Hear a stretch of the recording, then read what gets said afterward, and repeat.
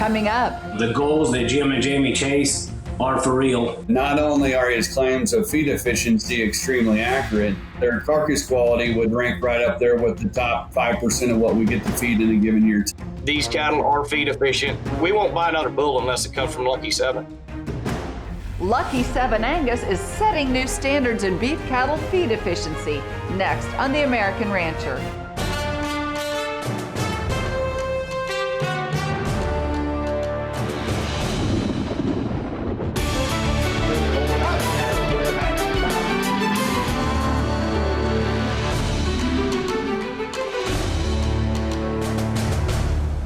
Hello and welcome to The American Rancher. I'm Pam Minnick.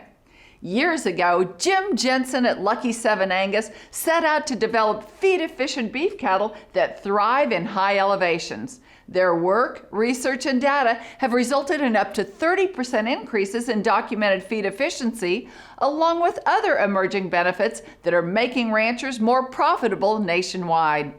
On today's show, we'll meet some of those producers and see how Lucky 7 Angus genetics are setting new standards in the beef cattle industry. We're at Boulder, Wyoming, about 7,200 feet. This is called the nation's ice box because of the coldest daily temperature in the United States. And you add that along with big pastures that we have. Some pastures don't even have a fence line that probably into the several 100,000, if not millions of acres.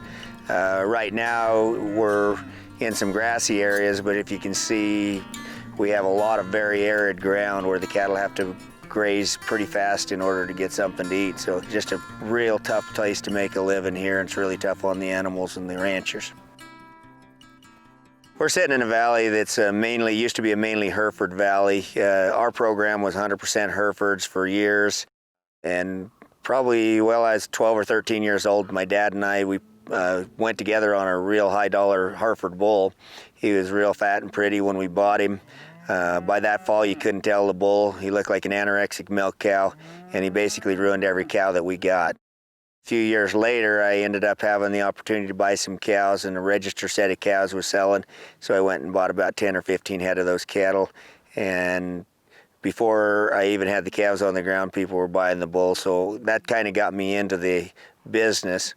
But I go back to my roots of the friends and family and neighbors and all the fellow ranchers around here.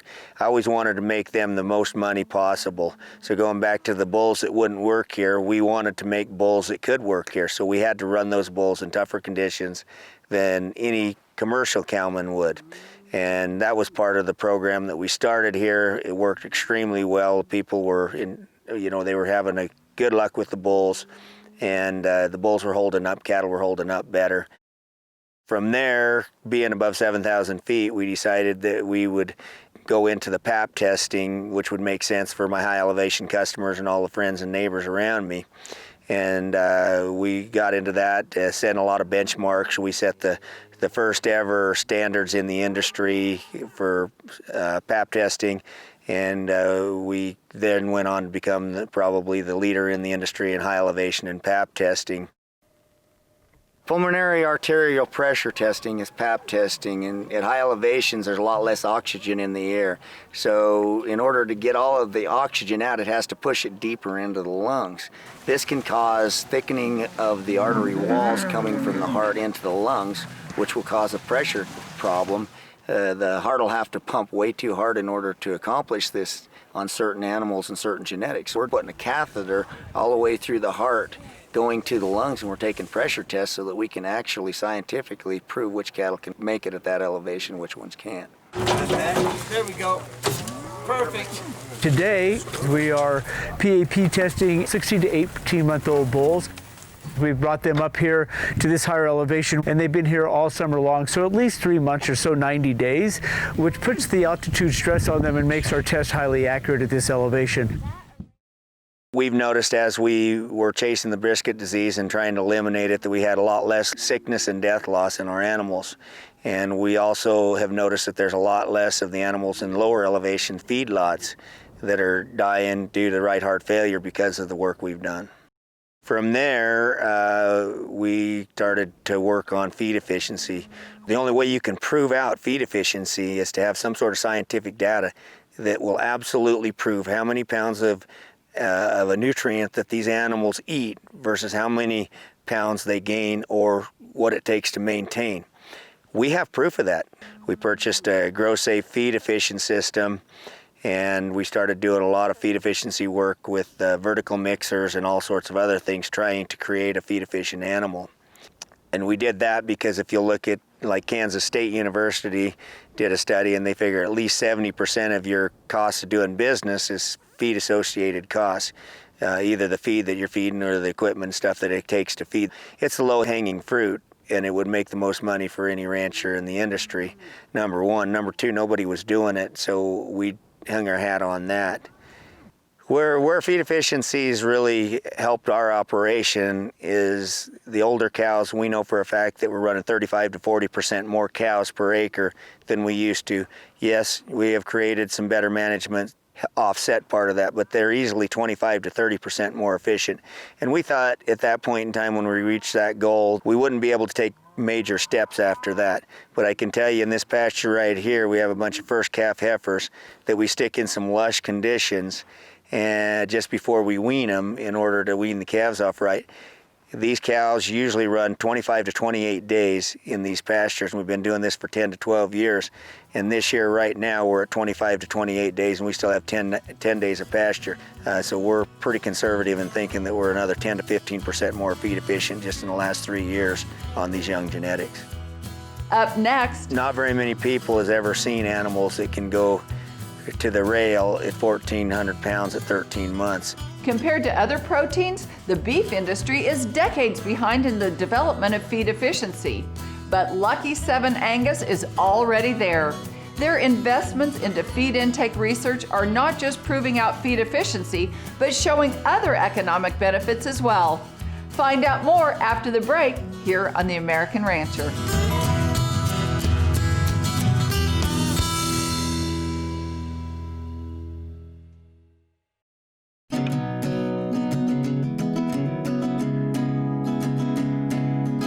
Welcome back to The American Rancher.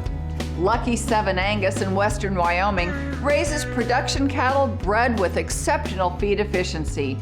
But their scientifically proven feed efficiency created other unexpected but impressive benefits. One thing that happened when we started the feed efficiency thing is we started having customers come to us and say that they had 75 to 100 pounds heavier calves than they used to have. And that's hard to believe when you're not producing an animal that's a big overgrown performance type animal. We produce mother cows. And so that was one thing that happened. Kind of makes sense that if the cows are more efficient and they don't change their grazing practices, the calves are going to get bigger, and that's all we can attest to it. From there, we decided to go ahead and feed out a lot of our cows. If I'm going to tell everybody I got the most feed efficient cattle in the world, I'm going to have to go out there and do a little more proof other than just what I can do on my ranch. And so we started feeding out a lot of our own animals. And yeah, we definitely hit a home run with the feed efficiency. Which is 10 to 15% higher than the feedlot averages. But the interesting thing is our carcass numbers was off the charts. It is very seldom that we don't have a set of cattle that go 100% choice and better. In the last 2 years, we've had several sets that went up to 59% prime. And so that's an advantage that we never even thought we had. Another thing that happened, we have two producers that went all in with our genetics. And these two producers in the last 2 years have had animals that weighed 1,400 pounds and were marketed at 13 months, 100% choice and better. This is a huge economic advantage because instead of hitting the June, July, August market, now you're hitting the April, May market, which is about a $220 advantage. Not very many people has ever seen animals that can go to the rail at 1,400 pounds at 13 months, and we weren't even trying to get it. Feed efficiency just give us that advantage. We feed a lot of our cattle at Tiffany Cattle Company in Harrington, Kansas. Deal mostly with Shane Tiffany. Done a great job for us, and we've had some excellent results. When we first got into the feed efficiency part with them, they kind of had a little bit of doubts that maybe it wasn't true. Being in the custom feedlot business like we are, Of course, I get calls on a daily basis that from someone that's pretty proud of their genetics and all the work they've done over the years, and they make some pretty bold claims about, I've got the best this or I've got the best that. And so when Jim and I first talked, and he talked about that his primary focus had been on feed efficiency in his genetic decisions in the past, I was curious to see if he could back that up with real-time data. And what we have seen is exactly that. I mean, to put it in context, I just want to be clear that we do get to feed some of the best cattle in the country. The thing that's been interesting to see over the years, and as more and more data has come in, is that not only are his claims of feed efficiency extremely accurate, but their carcass quality would rank right up there with the top 5% of what we get to feed in a given year too. So, Had a set of yearling heifers that went to the feedlot, gained 4.8 pounds, 131 days on feed, and graded 100% choice and better. Last year, I fed out our calf-fed steers. We did it at our place at home. We harvested those steer calves, average 13 months of age, 1,400 pounds, again, 100% choice and better. We run a lot of cattle down in Oklahoma, and we found Bill and Diane Helms of Quality Care Cattle Company. They're pretty close to Nowata, Oklahoma, has done a great job for us and have been a real asset for us to grow these cattle out before we go to the finishing yard. We've been working for Mr. Jim Jensen for Lucky 7 Angus since about 2015. Our latest set of cattle that we had for him was really a nice set of steers. Those steers were here for about 80 days. They gained 3.49 with cost of gain is 58.77. But the thing that's most amazing about those steers was their dry matter conversion. Those steers converted at 386, which is about 30% better than the traditional commercial calf we see through here. We're really happy if that calf will convert in the 5s, maybe 6s, but Mr. Jensen's cattle are doing this in the high 3s, low 4s. A heifer will even do it in the 4s. When we first started with this program, we were trying to create animals that were designed for Boulder, Wyoming, one of the toughest places in the world. High elevation, extreme temperatures, extreme tough conditions. A lot of people would call us and say, can those bulls work at my place at a lower elevation in a better condition or a different condition? And I would always say, I don't know that they can. We got to test them first. At this point in time, we've been to a lot of different places, and the cattle are doing extremely well. Just had a guy from Kansas call me up and said it changed his life, that the animals did so well. He said, you can tell people now that they'll work in Kansas, because they do. Right now, we send a few bulls to Texas, Oklahoma, New Mexico, Kansas, Nebraska. So we're branching out to several states as the people are finding out that these cattle are not only working here, but they're working everywhere else. Well, first of all, our breed back rate on all of our cows, it went up because those bulls travel. And yeah, we're in Kansas, but we still have rough country here. And the bulls just have to travel to get cows covered. And we've seen that with the Lucky 7 bulls. And secondly, our weaning weight on our steers went up 150 to 200 pounds across the board.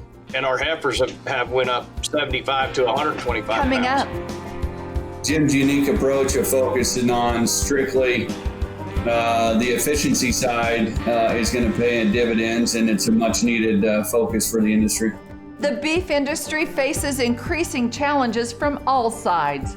Lucky 7 Angus genetics help beef cattle producers rise above those challenges. That story is after the break, here on The American Rancher.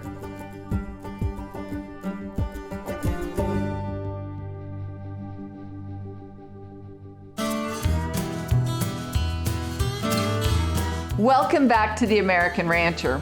Lucky 7 Angus develops cattle for feed efficiency and is raising environmentally friendly beef. Their proven feed efficiency, combined with real-world cattle, will help producers rise above the ever-increasing challenges. We're old-time cattlemen. By no means are we the tree hugger type of people out there. But when we're trying to sell a product in a very competitive protein market. We have to find out what the customer wants.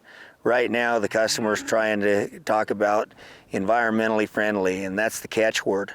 Whether you like it or not, the people that we're selling beef to, the millennials and some of these other people, that's a big issue to them.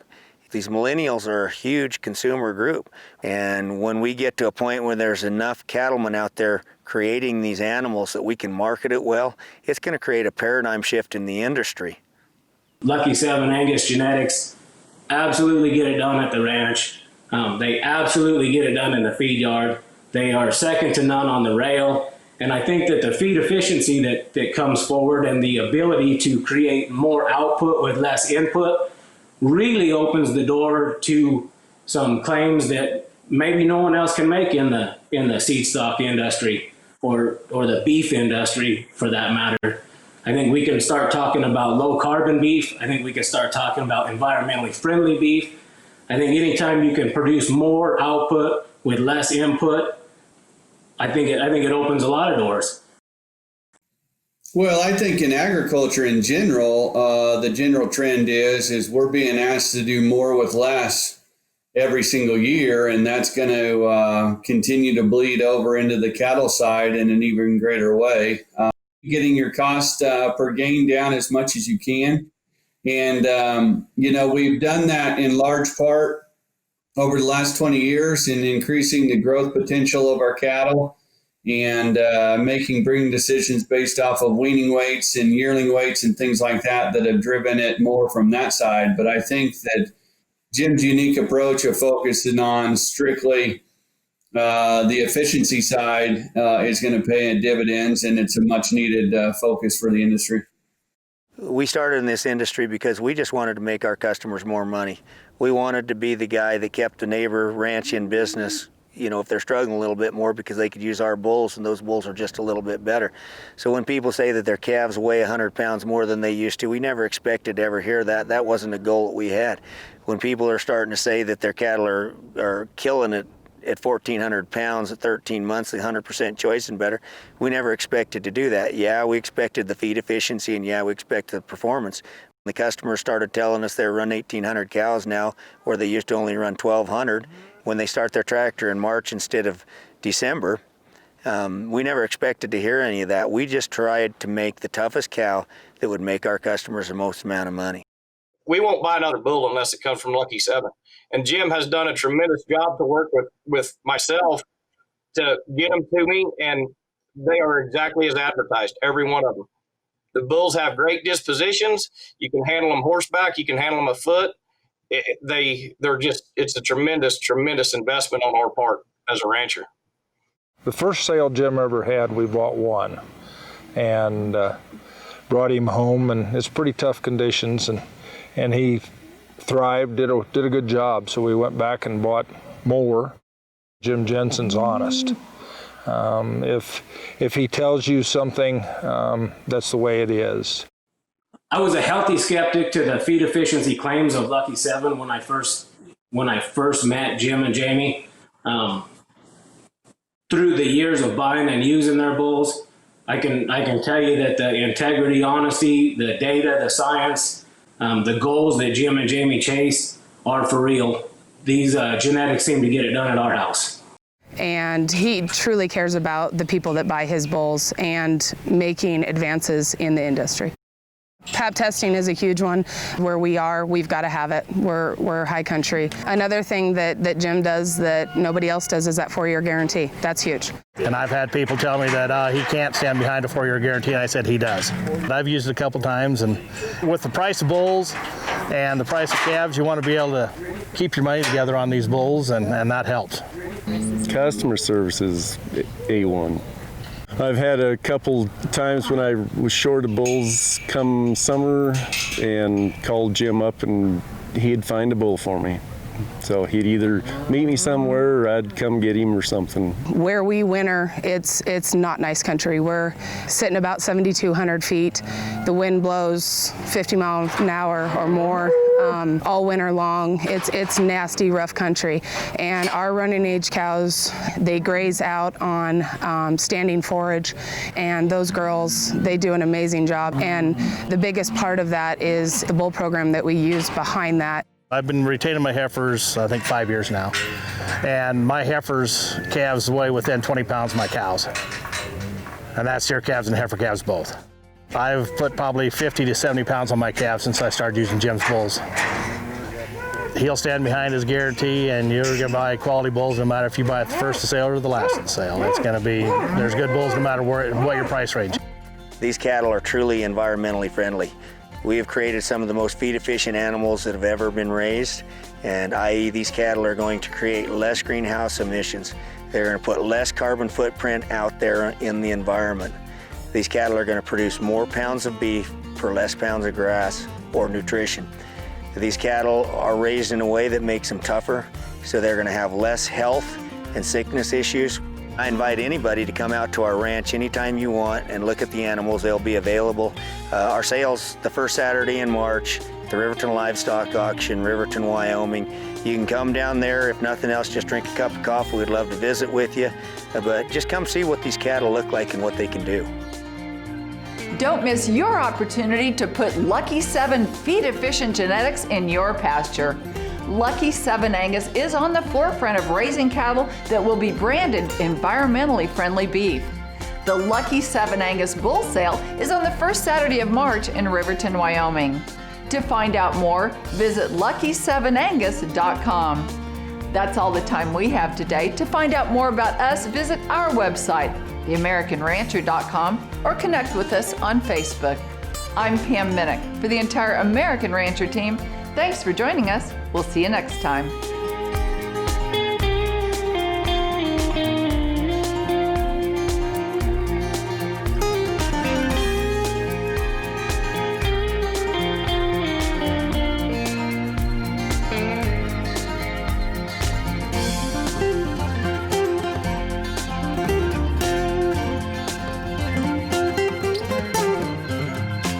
That was superior.